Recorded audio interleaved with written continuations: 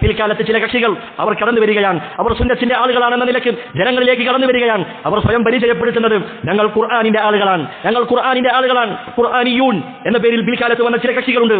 അവരുടെ ലക്ഷ്യം അത് ഖുർആനിനോടുള്ള സ്നേഹമായിരുന്നില്ല, ഖുർആനിനോടുള്ള ഇഷ്ടമായിരുന്നില്ല, മറിച്ച് ഈ സുന്നത്തിനെ തകർക്കുവാനും ജനങ്ങളുടെ മനസ്സിൽ നിന്ന് അതിന്റെ സ്ഥാനം ഇടിച്ചു താഴ്ത്തുവാനുമായിരുന്നു അവരുടെ ലക്ഷ്യം. അതാണ് റസൂലുള്ളാഹി സ്വല്ലല്ലാഹു അലൈഹി വസല്ലം അവിടുന്ന് ഖിയാമത്ത് നാളിന്റെ അടയാളമായി അവിടുന്ന് പഠിപ്പിക്കുകയാണ്. നിങ്ങളിൽ ഒരാൾ അവൻ തന്റെ ചാരികസാരയിലിരുന്ന് അവന്റെ സോഫയിലിരുന്ന് അവൻ എന്നെ കളവാക്കുന്നതാണ്. എന്റെ ഹദീസ് അവനോട് പറയപ്പെട്ടാൽ അവൻ പറയും ബൈനനാ വബൈനകും കിതാബുല്ലാഹ്, നമുക്കിടയിൽ അല്ലാഹുവിന്റെ കിതാബുണ്ട്.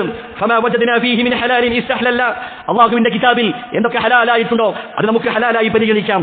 വമാ വജദ്നാ ഫീഹി മിൻ ഹറാമിൻ ഹറംനാ, അല്ലാഹുവിന്റെ ഖുർആനിൽ അല്ലാഹു എന്തൊക്കെ ഹറാമാക്കിയിട്ടുണ്ടോ അത് നമുക്ക് ഹറാമായി നമുക്ക് അത് സ്വീകരിക്കാം എന്ന് പറയുന്ന ഒരു വിഭാഗം കടന്നു വരുമെന്ന് റസൂലുള്ളാഹി പഠിപ്പിക്കുകയാണ്. ഈ ഒരു വാദം കേൾക്കുമ്പോൾ അതിന്റെ ബാഹ്യമായി അത് നമുക്ക് നല്ലതായി തോന്നിയേക്കാം. പക്ഷേ അവരുടെ ഉദ്ദേശം എന്താണ്?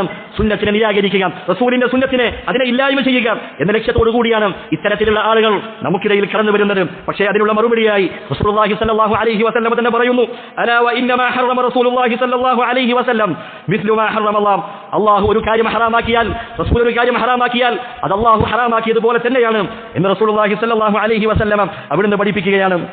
അതുകൊണ്ട് അല്ലാഹു സുബ്ഹാനഹു വ തആലയുടെ ഖുർആനും റസൂലുള്ളാഹി സ്വല്ലല്ലാഹു അലൈഹി വസല്ലമയുടെ സുന്നത്തും രണ്ടും നാം ഒരുമിച്ച് അതിനെ മുന്നോട്ട് കൊണ്ടുപോകേണ്ടതുണ്ട്.